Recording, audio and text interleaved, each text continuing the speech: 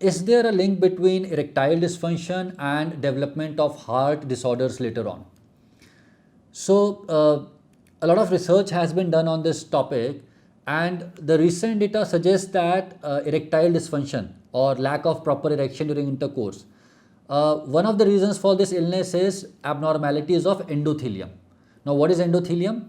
So, basically, the vessels that carry the blood, they have got many layers, and the innermost layer is called as endothelium. Endothelium is very important to ensure that the blood flow remains normal, and the abnormalities of these endothelium or the endothelial cells has been found to be one of the reason for development of erectile dysfunction. So endothelium abnormalities may lead to development of erectile dysfunction.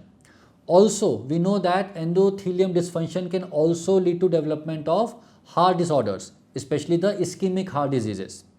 So if somebody is developing erectile dysfunction, there is a possibility that endothelium defect is there or endothelium dysfunction is there, and the same dysfunction a couple of years later can also lead to heart disorders. One thing is this. The second thing is that the risk factors for development of erectile dysfunction are quite similar to the risk factors for development of heart diseases.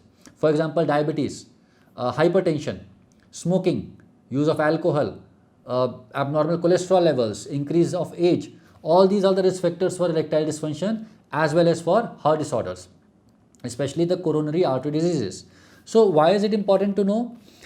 In our practice, what we see is that many times people who are in their late 30s or 40s, they are not so much willing to take treatment for erectile dysfunction. They say that now the age is over. At this age, I don't want to get treatment for sexual problems.